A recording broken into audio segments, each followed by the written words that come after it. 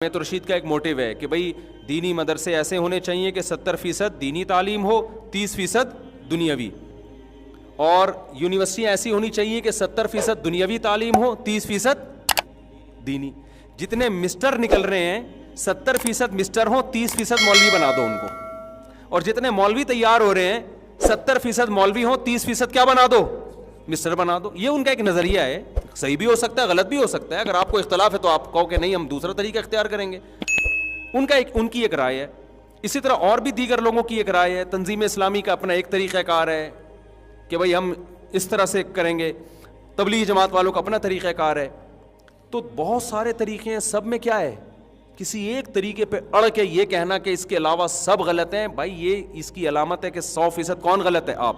اب جب ان کو کہا جاتا ہے تبلیغ جماعت کا ایک طریقہ ہے، جامعۃ رشید کا ایک موٹیو ہے، فلانا کا ایک، تو کہتے ہیں ابے اس طرح تو 100 سال لگ جائیں گے پاکستان میں تبدیلی آتے آتے۔ نہیں یہی بات سمجھ میں؟ ابے یعنی اس کا مطلب یہ ہوا کہ ابھی یونیورسٹیاں کھلیں گی، پھر ان میں دینی تعلیم ابھی تو کھلیں گی، ایک آدھ کھلی ہے ابھی تک، پہلے وہ رجسٹرڈ ہوں گی اتنا ٹائم، پھر یوں اور پھر اس کے بعد وہ پھر بچے، ابھی یہ نسل تو ایسے ہی مر جائے گی، اگلی نسل آئے گی، پھر اگلی نسل میں 70% مولوی، پھر وہ پتہ نہیں ہو کون سی باتیں، بھائی 100 سال لگ جائیں گے اس میں۔ لہذا یہ طریقہ ٹھیک نہیں ہے۔ اس کا مطلب ہے کہ اگر کسی کام میں 100 سال لگ رہے ہیں نا، تو جلد بازی میں وہ کام کرو کہ 100 سال میں بھی نہ ہو۔ پھر یہ بھی ہماری قوم کا ایک مزاج ہے۔ لوگ کہتے ہیں نبی صلی اللہ علیہ وسلم نے جو طریقہ اختیار کیا تھا نا، 23 سال میں انقلاب آ گیا تھا، لہذا ہم بھی کم سے کم 23 سال میں کیا لائیں گے؟ انقلاب۔ او بھائی یہ نہیں ہے، رسول اللہ صلی اللہ علیہ وسلم آخری نبی ہیں، آپ کی ذمہ اللہ نے عمر تھوڑی دی اور آپ کے کام میں بے انتہا برکت رکھی ہے، لیکن آپ صلی اللہ علیہ وسلم کی سیرت میں ہمیں یہ بتا دیا کہ 23 سال میں جو طریقہ کار ہے نا، وہ طریقہ چینج نہیں ہوگا، چاہے 2300 سال لگ جائیں تمہیں، طریقہ میتھڈ یہی ہے۔ تو نبی کو تو ٹائم تھوڑا دیا گیا، آخری نبی ہے نا، تو آپ نے وہ سارے طریقے اختیار کیے جو اس زمانے کے لحاظ سے سوٹیبل ہو سکتے تھے۔ اس میں ہمیں یہ بتا دیا گیا کہ طریقہ یہی رہے گا، چاہے نتیجہ 23 سال میں نکلے یا 2300 سال میں نکلے، اس طریقے سے آپ نے ہٹنا نہیں۔ اور وہ طریقہ کیا ہے؟ گراؤنڈ ریئلٹی کو دیکھ کر اسباب کی دنیا میں غور کرنا ہے کہ اسباب کی دنیا میں یہ طریقہ کارگر رہے گا یا نہیں رہے گا۔ اگر اسباب آپ کو اس کی اجازت نہیں دے رہے، اسباب کا مطلب سمجھتے ہیں؟ دیکھو اللہ نے دنیا کو جوڑ دیا ہے اسباب کے ساتھ۔ پیاس کیسے بجھے گی آپ کی؟ پانی پئیں گے، دعاؤں سے نہیں بجھتی۔ ایک آدمی کہے مجھے چونکہ بہت پیاس لگ رہی ہے، اب میں کنویں میں، وہ ادھر کنواں ہے، اس تک پہنچنے میں مجھے 6 گھنٹے لگ جائیں گے۔ یار تو بڑی ٹینشن والا کام ہے یار، اتنی دیر میں تو میں بہت ساری تبلیغ کا کام کر سکتا ہوں، بہت سارے لوگوں کو مسلمان بنا سکتا ہوں، لہذا میں اللہ سے دعا مانگوں گا کہ پانی مجھے ویسے ہی پلا دے، تو پلا دے گا اللہ تعالیٰ؟ اللہ کی عادت یہ ہے کہ نہیں پلائے گا۔ اللہ کہیں گے جیسے تمیز سے ساری دنیا پانی پیتی ہے نا، تو تجھے بھی پانی، چاہے تو مبلغ ہے، چاہے تو مفتی ہے، چاہے تو بزرگ ہے، چاہے تیرے پاس ٹائم ہے یا نہیں ہے، دنیا کو اللہ نے کس سے جوڑ دیا ہے؟ اب آپ کہو کہ یار 6 مہینے تو پانی لانے میں لگیں گے، تو میں بیان کس وقت کروں گا، تبلیغ کس وقت کروں گا؟ آپ اس کے مکلف ہی نہیں ہو۔ آپ مکلف کس کے ہو؟ اسباب کے۔ آپ کو جانا پڑے گا، ان تمام ضرورتوں کو پورا کرنا پڑے گا، جو ٹائم بچے گا وہ آپ تبلیغ میں لگاؤ گے۔ سمجھ میں آ رہی ہے بات کہ نہیں آ رہی؟ ہم یہ دیکھتے ہیں کہ رسول اللہ صلی اللہ علیہ وسلم کے دور میں جو معجزے ہوئے ہیں نا، ان معجزوں کو دیکھ رہے ہوتے ہیں۔ معجزہ اللہ کی طرف سے ہوتا ہے، اس میں پیغمبر کی مرضی بھی شامل حال نہیں ہوتی۔ پیغمبر کو حکم ہے گراؤنڈ ریئلٹی کو دیکھ کر اسباب کے تانے بانے جوڑ کر آپ نے فیصلہ کرنا ہے۔ باقی اگر معجزہ دکھانا ہوگا وہ کون دکھائے گا؟ اللہ دکھائے گا، وہ اللہ کی مرضی ہے، وہ اللہ نے کیسے کرنا ہے۔ جو کام اللہ کا ہے اس میں ہم اپنے آپ کو آزمائش میں ڈال رہے ہیں، ہم اس پہ نظر رکھے ہوئے ہیں۔ جو اللہ نے ہمارے ذمہ لگایا ہے اس میں ہم دلچسپی نہیں لے رہے۔ نہیں آ رہی بات میرا خیال ہے سمجھ میں؟ تو دنیا میں اللہ کا اصول ہے، جو کامیابی کے اسباب اختیار کرے گا، چاہے وہ مذہبی کامیابی ہو یا دنیاوی کامیابی ہو، کامیابی اس کو ملے گی۔ جو اسباب اختیار نہیں کرے گا اس کو کامیابی نہیں ملے گی۔ یہ اللہ کا بنایا ہوا قانون ہے۔ جو روٹی کھائے گا اس کا پیٹ بھرے گا، نہیں کھائے گا الٹا لٹک کے دعائیں مانگے، چلے کاٹے جنگلوں میں جا کے اور وقف کر دے اپنے آپ کو، سب کچھ ملے گا، روٹی نہیں ملے گی، مر جائے گا بھوک سے، اور خودکشی کا گناہ بھی ملے گا اس کو۔ نہیں آ رہی میرا خیال ہے بات. ہمارے ایک دوست تھے, وہ تبلیغ میں نئے نئے وقت لگا کر آئے نا.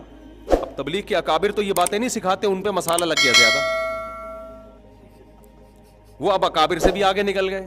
بعض لوگوں پہ مسالہ زیادہ لگ جاتا ہے, جون پور کے قاضی بن جاتے ہیں, آ کے ہماری مسجد میں بیان کر رہے ہیں کہ تم اگر جو ہے نا اللہ کے راستے میں نکلو گے تو بیوی بچوں کا اللہ خود کفیل ہو جائے گا.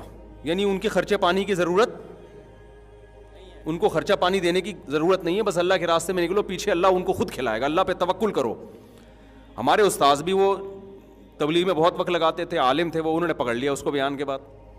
انہوں نے بولا اللہ کے بندے کہ یہ تبلیغ کے اکابر کی تعلیمات نہیں ہے, اس طرح کی چند چیزیں لوگ دیکھ کے نا تبلیغ سے بدگمان ہوتے ہیں. تبلیغ سے بدگمان, یہ ایک آدمی ہے نا, یہ اس کو مسالہ جون پور کا قاضی بن گیا ہے, یہ مسالہ زیادہ لگ گیا ہے. یہ تھوڑی کہ تبلیغ والے یہ چیزیں سکھا رہے ہیں. تبلیغ میں جب آپ جاؤ گے تو وہ تو پہلے یہ دیکھتے ہیں یونیورسٹی سے چھٹیاں ہیں یا نہیں ہیں.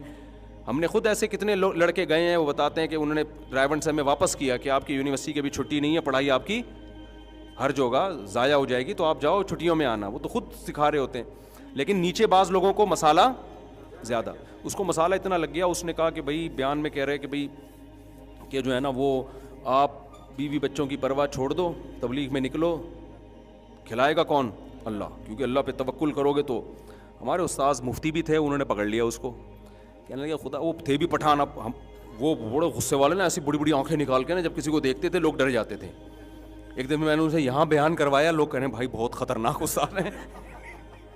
وہ نا ان کی آنکھیں بھی بڑی بڑی, اچھا طبیعت میں جوش بھی بہت ان کے, تو ایسے کر کے نا وہ غصے میں انہوں نے بلا لیا اس کو, گڈی میں سائڈ تلا ہوئے بیان کے بعد نا, شکر ہے بیان میں نہیں روکا اس کو. انہوں نے کہا ادھر آپ, انہوں نے بولا تو نے جو یہ بتایا ہے کہ بیوی بچوں کے حقوق پورے کیے بغیر تبلیغ میں نکل جاؤ, تو تبلیغ میں جائے گا کیا سیکھنے کے لیے؟ اسلام سیکھنے کے لیے جائے گا نا, یا اسلام کی تبلیغ کرنے کے لیے جائے گا؟ تو اسلام تو دو چیزوں کے نام ہے, اللہ کے حقوق اور مخلوق کے حقوق.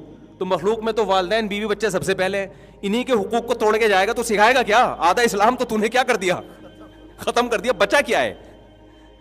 نہیں یہ بات سمجھ میں. تو مجھے ان کا اسٹائل بڑا اچھا لگا کہ ایسی ٹو دا پوائنٹ بات کی نا انہوں نے.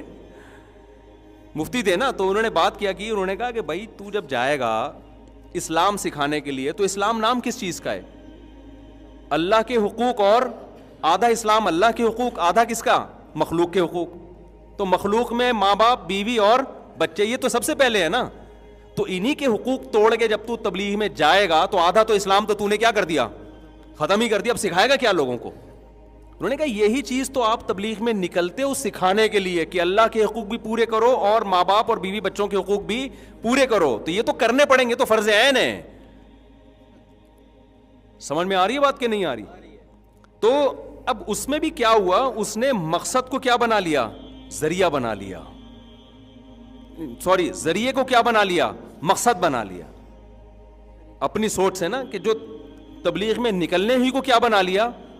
مقصد بنا لیا. حالانکہ وہ مقصد نہیں ہے, وہ مقصد تک پہنچنے کا ایک ذریعہ ہے. تو اسی, اب مقصد تو ہے کہ اللہ کے حقوق بھی پورے ہوں اور مخلوق کے حقوق بھی پورے ہوں.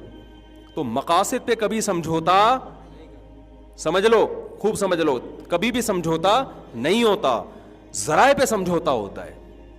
ذرائع میں یہ ہے کہ بھئی ابھی یہ ہے کہ بھئی یہ ابھی جیسے ایک آدمی کو پتہ ہے کہ بھئی کھانے کو گھر میں روٹی نہیں ہے, میں جماعت میں نکلوں گا تو میں راشن پانی کا انتظام نہیں کر سکتا. تو اس وقت کیونکہ ذریعہ ہے نا, تو اس ذریعے کو کیا کیا جائے گا؟ قربان. ذریعے کو قربان کیا جائے گا. اور تبلیغ کے اکابر بھی یہی کہتے ہیں بھائی, وہ پوچھتے ہیں کہ کیا گھر میں کیا انتظام کر کے جا رہے ہو, کتنے پیسے چھوڑ کے جا رہے ہو, اگر کہ کچھ بھی نہیں چھوڑ کے جا رہا, تو وہ کہیں گے بھائی پھر وہ جانے نہیں دیتے. وہ کہہ رہے ہیں پہلے انتظام تو کرو نا, گھر میں کھانے پینے کا انتظام کرو. تو اسی طرح خوب اچھی طرح سمجھ لو, بات سے بات چلتی ہے, میرا اصل بیان ہی رہ جاتا ہے, لیکن یہ ساری باتیں کام کی ہوتی ہیں نا. ہمیں کیا, ہم نے وہی بات ہے نا, مقصد کو دیکھنا ہے نا, ذریعے کو تھوڑی دیکھنا ہے یار. جو مقصد ہے نا وہ تو یہی ہے کہ دین کی نالج آئے اور عمل کی توفیق ملے نا. تو وہی ہے نا, کانسیپٹ کلیئر ہوں بہت ساری چیزوں میں. تو ہمارے ہاں بہت بڑا مسئلہ کیا ہے, مقاصد کو ہٹا کے ذریعے کو کیا بنا لیتے ہیں؟ مقصد. ہم رسول اللہ صلی اللہ علیہ وسلم کی سیرت میں دیکھتے ہیں, جو آپ کی 10 سال کی سیرت اور 13 سال کی, تقریباً یہ 23 سال. 23 سال کی سیرت میں آپ کو قدم با قدم یہ ملے گا کہ آپ نے کسی ایک طریقے کو فوکس نہیں کیا. جہاں آپ نے سمجھا تلوار میں فائدہ ہے, وہاں کیا تلوار. جہاں آپ نے سمجھا جنگ کو ٹالنے میں اسلام کا فائدہ ہے, وہاں جہاد کے اتنے فضائل بیان کرنے کے باوجود بھی آپ نے جنگ کو ٹالا ہے. یہودیوں سے سلوک کیے جو اسلام کے سب سے بڑے دشمن, ان سے آپ نے معاہدے کر لیے, سلوک کر لی. اور پہلی ہجرت کہاں ہو رہی ہے؟ غیر مسلم بادشاہ کے پاس. نہیں یہی بات سمجھ. اسلام نازل ہو رہا ہے, قل هو اللہ احد نازل ہوئی نا, یہ تو ابتدائی آیات میں سے ہے. اللہ الصمد لم یلد, اس نے کسی کو نہیں جنا, ولم یولد, نہ وہ جنا گیا. عیسائیت کی نفی ہو رہی ہے کہ نہیں ہو رہی سورہ اخلاص میں اتنے واضح لفظوں میں؟ لیکن صحابہ کرام پر جب ظلم ہوا مکہ میں تو عبداللہ بن مسعود اور حضرت جعفر طیار رضی اللہ عنہما, ان کے وفد کو تیار کر کے عیسائی بادشاہ کے پاس بھیجا جا رہا ہے پناہ کے لیے, جو نجاشی ہے. بہت مشکل ہے بھائی بات سمجھانا. کس کے پاس بھیجا جا رہا ہے؟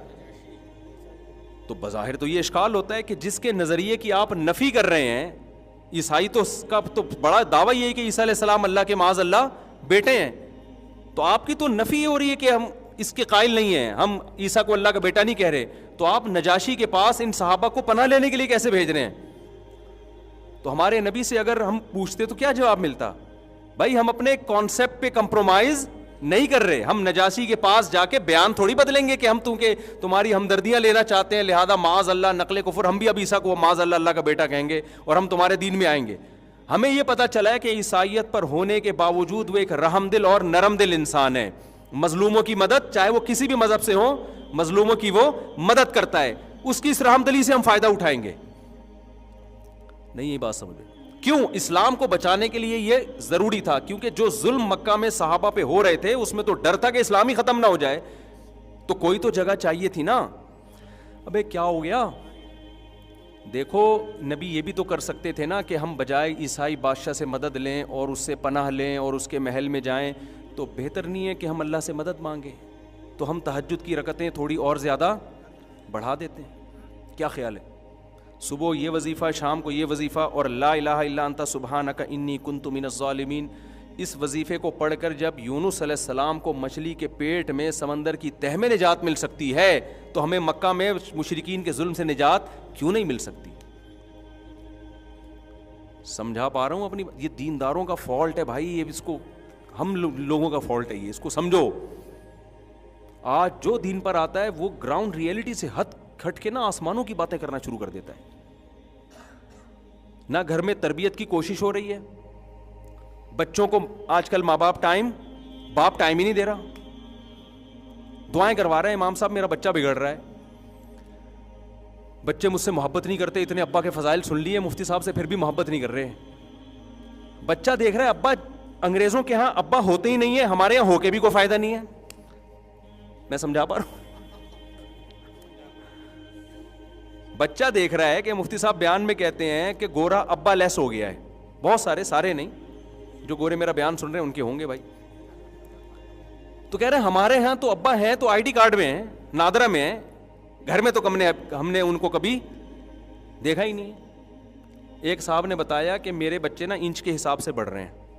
میں نے کہا کیا مطلب, سب کے بچے ایسے ہی بڑھتے ہیں؟ کہتے ہیں نہیں, میں صبح جلدی آفس سے نکلتا ہوں وہ سو رہے ہوتے ہیں, اور جب میں رات کو لیٹ نائٹ پہنچتا ہوں تو بھی سو چکے ہوتے ہیں, تو میں روزانہ ان کو بس ایسے دیکھ رہا ہوں, اب اتنے بڑے ہو گئے, اب اتنے بڑے ہو گئے. پچھلے سال دیکھا تھا تو اتنے تھے بستر پہ, اب ایک سال میں اتنے, بس اس سے زیادہ میرا بچوں سے تعلق نہیں. وہ اسٹاک ایکسچینج میں تھے وہ صاحب, سارا دن نا وہ نہیں شیئرز کا بزنس چلتا ہے, وہ تو دماغ کا دہی بن جاتا ہے. آپ کبھی اسٹاک ایکسچینج میں جاؤ نا, سارا دن وہ اتنے بھاؤ پہ بند ہوا اور شیئر اتنے پہ بند ہوا اور فلانی کمپنی کے اتنے. ہمارے بھائی اسٹاک ایکسچینج میں جاب کرتے ہیں, انہوں نے بتایا کہ میں نے بہت سے لوگوں کو باولا ہوتے ہوئے دیکھا ہے. اسٹاک ایکسچینج والے ناراض نہ ہو, سارے باولے نہیں ہوتے, یعنی کچھ لوگ اتنا پڑھتے ہیں نا, اتنے کروڑ کے اتنے کروڑ کے اتنے. ایک صاحب کا تو پتہ چلا کہ وہ رات کو سوتے ہیں تو کروڑوں اتنے کروڑ کے, وہ منہ سے بیچارے کے یہی نکل رہا ہوتا ہے, اتنے کروڑ کے یہ ہو گئے اتنے. انسان جو چیز سارا دن چلاتا ہے نا, یہ میں ٹاپک سے ہٹ نہ جاؤں, یہ بس واقعہ سنا دوں, دلچسپ واقعہ ہے. تو جب وہ لاشعور کی کیفیت میں ہوتا ہے تو وہی چیز آتی ہے زبان پہ. ابھی سعودی عرب میں ایک بوڑھے آدمی کی ویڈیو آئی ہے, وہ موت کے وقت نا ایسے وضو کا وہ کر رہے ہیں, جیسے ہم وضو نہیں کرتے, تو مرتے ہوئے ان کی ویڈیو آئی کہ ایسے وضو, ساری زندگی نماز کی پابندی کی, وضو کیا, تو موت کے وقت بھی کیا ہے وضو.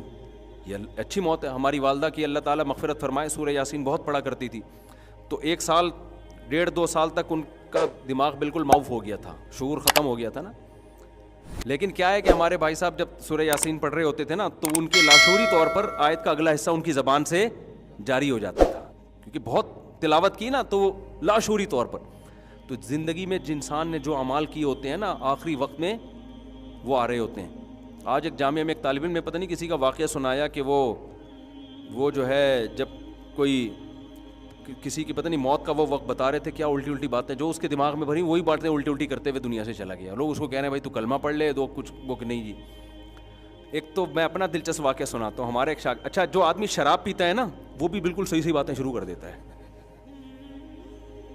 اس پر تو میرے پاس ایک اتنا خاندانی واقعہ ہے, میں سناؤں آپ حیران ہو جائیں, لیکن اس سے ایک فرقہ وہ جو ہے نا فرقہ واریت کی آگ لگنے کا, قوم پرستی کی آگ لگنے کا خطرہ ہے. اس کا ایک لیڈر تھا جو اس کی وہ ہر وقت تعریفیں کرتا تھا کرنا. ایک دن وہ شراب پی کے نکلا ہوا تو اپنے لیڈر کو دبا کے گالیاں دے رہا ہے. ہم نے کہا آج کیا ہو گیا, آپ تو اس کی بڑی تعریفیں کہہ رہے ہیں, ہم نے قبر میں جانا ہے, اللہ کو جواب دینا ہے, سب کو پتہ ہے کون ٹھیک ہے کون غلط ہے, ہم تو مفاد ہے ہمارا, اس لیے ہم نے اس سے تعلق رکھا ہوا ہے. پی ہوئی تھی اس نے نا, پیا ہوا آدمی سے پینے کا ایک نقصان یہ بھی ہے, صحیح بتانا شروع کر دیتا ہے. جو میاں اپنی بیویوں کی بہت تعریفیں کرتے ہیں نا, میں ان خواتین سے کہتا ہوں کبھی پی کے آیا ہو نا, پھر دیکھو کیا کہہ رہے ہیں, وہ صحیح سے نکل رہا ہوگا. اور اگر آپ یہ دیکھنا چاہتے ہو نا آپ کی بیوی کے سچی مچی میں آپ کے بارے میں اس کے دل میں کیا, پلاؤ تھوڑی سی, پلا نہیں دینا, مذاق کر رہا ہوں, پھر دیکھو کیا نکلتا ہے. شراب میں نا آدمی صحیح باتیں کر رہا ہوتا ہے بعض دفعہ. تو ہمارے ایک دوست تھے, میں 2005 کی بات ہے, میں دوسری شادی پر بہت بات کرتا تھا نا, اس وقت تو بہت زیادہ تھا اس میں, کیونکہ میری مخالفت بہت ہو رہی تھی. ہر سطح پہ لوگ کہتے تھے, بعض دیندار لوگ بھی, بعض اہل علم بھی مخالفت کرتے تھے کہ بھئی یہ صحیح کام نہیں ہے, غلط ہے, سوسائٹی اس کو قبول نہیں کرے گی. میں کہتا یار اتنی عورتیں کہاں جائیں گی, ان کو کیا کریں جو بیوہ طلاق یافتہ. اتنی میری ڈیبیٹ ہوتی تھی کہ ساری رات بعض دفعہ بحث میں گزرتی تھی. اب تو پھر بھی لوگوں نے کچھ نہ کچھ ذہنی طور پر اس کو ایکسیپٹ کر لیا ہے, پہلے تو کوئی سنتا نہیں تھا. اب کیا ہوتا کہ سبق میں بھی نا, جس دن جیسے ہمارا سبق جلدی ختم ہو گیا, ٹائم ملا, تو طلبہ کو میں موٹیویٹ کرتا تھا, تعدد زوجات سمجھاتا تھا. ایک طالب علم کو مسالہ زیادہ لگ گیا, حقیقت. اچھا میں طلبہ سے مزاح بھی کرتا تھا, وہ طالب علم بھی گول مٹول سا نا, منہ بھی اس کا گول سا اور باڈی بھی گول سی, تو میں نے اس کا نام انڈا موڑ رکھ دیا تھا. وہ ناراض نہیں ہوتا تھا, وہ استاذوں کے ایسے مذاق سے طلبہ نہیں ناراض ہوتے. میں نے کہا تم بالکل انڈا موڑ جیسے لگ رہے ہو. طلبہ کو میں نے بولا ہوا تھا اس کو, آپ کو انڈا موڑ کہنے کی اجازت نہیں ہے. تو ایک دن کیا ہوا, اس کو بہت تیز بخار ہو گیا, بخار اس کے دماغ پہ چڑھ گیا. طلبہ نے بتایا کہ اس کی طبیعت بہت خراب ہے. جامعہ والوں نے ایمبولینس منگوائی. جتنی دیر میں ایمبولینس آ رہی تھی تو میں اس کے پاس جا کے بیٹھ گیا. ایمبولینس آ رہی ہے اس کو ہاسپٹل لے جانے کے لیے, میں اس کے پاس بیٹھ گیا. مجھے دیکھتے کہتے اب دماغ اس کا کام نہیں کر رہا نا بخار کی وجہ سے, بہکی اوٹ پٹانگ باتیں کر رہا ہے. ان اوٹ پٹانگ باتوں میں کیا کر رہا ہے. جیسے ہی میں آیا نا, استاد جی خدا کی قسم پکا وعدہ میں 4 شادیاں کروں گا. ہاتھ پاؤں مڑ رہے ہیں, ٹیڑھے ہو رہے ہیں نا, عجیب سا. وہ بچ گیا بعد میں, اللہ کا شکر ہے, نارمل ہو گیا. اچھا اس کو یاد بھی نہیں کیا کہا. میں نے اس کو کہا یار تم یہ مرتے ہوئے کیا باتیں کر رہے تھے, یار مجھے تو کچھ یاد نہیں. تو باتیں کیا کر رہا ہے. استاد جی اللہ کی قسم میرا پکا وعدہ میں 4 شادی. اب مجھے شرم آ رہی ہے, میں نے کہا لوگ کیا کہیں گے یار, اور ہمارے ٹیچرز کو پتہ چل گیا, بولے گے یار تو کیا موت کے وقت کلمہ پڑھوا اس کو, یار تو یہ کیا سکھایا اس نے تو سبق میں تو نے. مجھے اتنی شرم آ رہی, میں نے کہا مجھے کیوں کہہ رہے 4 شادیاں کروں گا یار, اس کو بول. تو ہے نا ہاتھ پاؤں ٹیڑھے ہو رہے ہیں, منہ بھی ٹیڑھا ہو رہا ہے, اور کہہ رہا ہے بس میں انشاءاللہ 4 کروں گا, اور بار بار یہ جملہ دہرا رہا ہے. میں نے کہا بھائی میں یہاں سے جا رہا ہوں, کوئی ریکارڈ کر کے ڈال دے گا تو بولیں گے پتہ نہیں یہ اس کے جو مریدین نا مرتے ہوئے بھی, پتہ چلا قبر میں جا کے فرشتے حساب و کتاب کر رہے ہیں تو وہاں بھی یہی بات بول رہا ہے. تو میں نے کہا بھائی اس کے دماغ میں کیا ہو گیا ہے, پاگل ہو گیا یہ, سٹیا گیا تھوڑا سا, اس کو سیٹ کرنے کی ضرورت ہے. خیر وہ ایمبولینس آئی, وہ جب ٹھیک ٹھاک ہوا نا تو پھر میں اس کو بول رہا ہوں, میں نے کہا یار تو کیا باتیں کر رہا تھا مرتے ہوئے, تمہیں تو زیادہ کہہ رہا ہے, میں نے تو کوئی ایسی بات نہیں کی, میں نے تو کوئی ایسی بات. تو اس سے ایک بات تو پتہ چلتی ہے کہ جب انسان کی کھوپڑی کام نہیں کرتی نا تو بعض دفعہ بہت زیادہ کام کر رہی ہوتی ہے. صحیح ہے نا, جو کھوپڑی میں ہوتا ہے نا وہ سچی مچی میں باہر نکلنا شروع ہو جاتا ہے. تو یہ بہت خطرناک صورتحال ہے, ایسا نہ ہو کہ سب بتا دو. تو اس لیے کام ہی آدمی کوشش کرے نا اچھے کرے, تاکہ جب مینٹل آؤٹ, کھوپڑی آؤٹ ہو تو وہی نکلے جو عام حالات میں بھی جو کہتا رہتا ہے. لیکن اس میں یہ بھی سمجھ لو کہ کسی سے بدگمان ہونے کی اجازت نہیں ہے. کسی کی کھوپڑی آؤٹ ہوئی اور الٹی الٹی باتیں کر دی تو آپ یہ نہ کوئی کام ہی الٹے الٹے کر رہے ہوگا تو الٹی الٹی, بعض دفعہ ویسے بھی ہو سکتا ہے. تو یہ کوئی کرائٹیریا نہیں ہے, میں نے تو ایک نارمل حالت بتائی ہے کہ جو کام کر رہا ہوتا ہے اکثر کھوپڑی آؤٹ ہوتی ہے تو وہی نکل کے آتا ہے اس کا سامنے. تو خیر ہم کیا بات کر رہے تھے, ہم دیکھتے ہیں رسول اللہ صلی اللہ علیہ وسلم کی سیرت میں آپ صلی اللہ علیہ وسلم نے ہمیشہ کس کو دیکھ کے فیصلہ کیا ہے؟ زمینی حقیقت. کبھی جنگ لڑ رہے ہیں, کبھی جنگ کو ٹال رہے ہیں.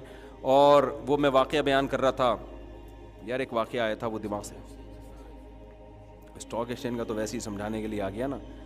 خیر ہم نبی صلی اللہ علیہ وسلم کی سیرت میں, ہاں نجاشی کے پاس آپ بھیج رہے ہیں کے پاس. اب ہونا بظاہر تو یہ لگتا ہے کہ بھائی آیت کریمہ کا ورد ہوتا ہے, بھائی مکہ میں ظلم ہو رہا ہے, بجائے اس کے کہ غیر مسلم بادشاہ سے. بھائی بات یہ ہے کہ وہ پاورفل ہے, مکہ والے بھی ہمارے نظریات سے متفق نہیں ہیں, حبشہ والے بھی متفق نہیں ہیں, لیکن وہ رحم دل ہیں. وہ کیا ہیں؟ وہ رحم دل ہیں. وہ مظلوموں کی مدد کرتا ہے چاہے اس کے مذہب سے تعلق ہو یا نہ ہو. تو ایسے موقع پہ غیر مسلم ریاست سے مدد لی گئی ہے. وجہ کیا ہے کہ بھائی اگر اسباب اختیار نہیں کیے جائیں, آپ پورا اسباب اختیار کریں گے, پھر آیت کریمہ بھی پڑھو, پھر اللہ سے دعائیں بھی. ان کی نفی نہیں کر رہے ہم کہ آپ اللہ سے نہ مانگیں. یونس علیہ السلام تو مچھلی کے پیٹ میں کچھ کر نہیں سکتے تھے نا, ان کے پاس تو آیت کریمہ کے علاوہ کوئی آپشن تھا ہی نہیں. وہ نکل تھوڑی سکتے تھے سمندر کی تہہ میں مچھلی کے پیٹ سے. جس کے پاس بہت کچھ کرنے کا آپشن ہو تو سارا ایڑی چوٹی کا وہ زور لگائے, اس کے بعد دعائیں مانگے, پھر اللہ ان دعاؤں میں جان ڈالے گا. پھر جو اسباب سے ہوگا وہ اسباب سے ہوگا, اللہ ہی کرے گا اس میں بھی. جو اسباب سے نہیں ہوگا تو اللہ وہاں کرامتیں اور معجزے دکھائے گا. پھر وہ سمجھتے ہیں کہ نہیں سمجھتے ہیں؟ تو ایسے موقع پہ معجزے بھی ظاہر ہوں گے. معجزے تو پیغمبروں کے ہوتے ہیں, اہل اللہ کی کرامتیں, اور ایسے موقع پہ کرامتیں بھی ظاہر ہوں گی. ہم چاہتے ہیں کہ ہم گھننے بن کے بیٹھے رہیں اور کرامتیں ہم پہ ٹوٹنا شروع ہو جائیں, مردے بولنا شروع کر دیں, اور آسمان سے جو ہے نا رزق برسنا شروع ہو جائے, ملکی حالات کیا ہو جائیں, ٹھیک ہو جائیں, تبدیلی آ جائے. کیونکہ ہم کہتے ہیں ایک دم تبدیلی آئے. بھائی ایک دم کیسے آئے گی؟ تو وہ فرشتے اترے تھے نا, تو ہمارے لیے بھی اتر جائیں گے فرشتے. فرشتے اترے تھے تو جبریل آئیں گے, فرشتے آئیں گے, اور ہم ملک میں کیا آ جائے گی؟ بھائی ہم نے گراؤنڈ ریئلٹی کو دیکھ کر کام کرنا ہے. ہمیں لگ رہا ہے کہ 100 سال بعد نتیجہ نکلے گا, لیکن عین ممکن ہے اللہ, ہم نے چونکہ محنت کا رخ صحیح اگر رکھا ہے, عین ممکن ہے اللہ 15 سال میں نتیجہ نکال دے, یہ کرامت ہو جائے. میں سمجھا پا رہا ہوں اپنی بات؟ ہم نے گراؤنڈ ریئلٹی کو دیکھ کر ملک میں انقلاب لانے کی کوشش کرنا ہے کہ یار یہ سوٹیبل طریقہ ہے, یہ چل سکتا ہے. تو آپ وہ کریں گے تو لگے گا 100 سال بعد, لیکن عین ممکن ہے وہ انقلاب کب آ جائے؟ 15 سال میں آ جائے, 20 سال میں آ جائے. رخ آپ کا صحیح ہونا چاہیے. اگر رخ ہی صحیح نہیں ہے میرے بھائی, 100 کیا 1000 سال بھی ہو جائیں گے نا, اور دھنستے چلے جاؤ گے اور دبتے چلے جاؤ گے. سمجھتے ہو گے نہیں سمجھتے ہو؟ تو خیر میں نے بات یہاں سے شروع کی تھی. یار ایک تو یہ گھڑی بھی دیکھو, اسباب دیکھو. اچھا یہ ٹائم صحیح کر دیا انہوں نے, شکر ہے, ورنہ ہمیشہ یہ 10 بجا رہی ہوتی ہے, 11 بجا رہی ہوتی ہے, 12 دوپہر کے. تو یہ الحمدللہ گراؤنڈ ریئلٹی سمجھ رہے ہیں, گھڑیاں ہی ٹھیک نہیں ہیں ہماری. میں یورپ میں گیا نا, وہاں میں نے لوگوں کو دیکھا ٹرین میں نا, سب اسٹڈی کر رہے ہیں, مطالعہ کر رہے ہیں. یہاں ہمیں بندہ ترس جاتے ہیں کسی کے ہاتھ میں کتاب نظر آ جائے. صحیح بتا دوں آپ, تو آپ کہہ رہے ہیں کہ ہمیں ملک میں کیا چاہیے؟ نظام کی تبدیلی چاہیے. کیا چاہیے؟ تبدیلی چاہیے. کتاب سے نفرت اور موبائل سے سارا دن لگے ہوئے ہیں. تو کیا تمہیں پتہ ہی نہیں ہے دنیا کی, یعنی اگر خلافت عثمانیہ کی بھی ہسٹری ہے نا تو پڑھیں گے نہیں, ارطغرل ڈرامہ دیکھیں گے. ابے تو ہسٹری پڑھ لے یار, پھر دیکھ لینا ڈرامہ. تو ہسٹری جو اوریجنل سچی مچی کی ہے وہ تو ڈرامے میں تو ڈرامہ زیادہ ہوتا ہے, ہسٹری کم ہوتی ہے. اب دیکھو ڈراموں میں جو ہسٹری ہوتی ہے نا, جیسے خطیب جب ہسٹری بیان کرتے ہیں نا تو اس میں خطابت زیادہ ہوتی ہے. ہسٹری خطیب یا ڈراموں میں ہسٹری کہ اس نے یہ کہا, پھر جواب میں اس نے یہ کہا, پھر اس کی پیشانی پہ لکیریں آئیں, پھر جذباتی ہوا, پھر پسینہ نکلا. ابے اتنا کون بیٹھ کے لکھ رہا ہوتا ہے؟ یہ تھوڑی ہوتا ہے, اس میں ڈرامہ زیادہ ہوتا ہے, ہسٹری بہت تھوڑی سی ہوتی ہے. خیر تو میں یہ عرض کر رہا تھا کہ اللہ تعالیٰ جو ہے نا باطل کو پنپنے نہیں دیتے. اب کوئی بھی جذباتی طریقے سے بھی آئے گا یا کوئی بھی اکابر سے آپ کو علماء سے ہٹائے گا, جو صحیح جو سلسلہ صدیوں سے چلا آ رہا ہے, تو وہ تھوڑا دن چلتا ہے, اس کی موت کے ساتھ ہی وہ سیٹ اپ ختم. اور ان باطل لوگوں میں ایک چیز مشترک ہے کہ ان کا چونکہ کوئی استاذ نہیں ہوتا نا, لہذا ان کے جو شاگرد ہوتے ہیں وہ خود استاذ کے ٹریک سے بھی ہٹ جاتے ہیں. ان میں 4-5 سلسلوں تک کوئی بھی ایک بھی ایسی شخصیت نہیں ہے جو 4-5 نسلوں تک سب کے نظریات سیم ہو. اگلے کے بالکل اور ہٹے ہوئے ہوں گے, اس سے اگلا بالکل کنٹرول سے باہر ہوگا, اس سے اگلا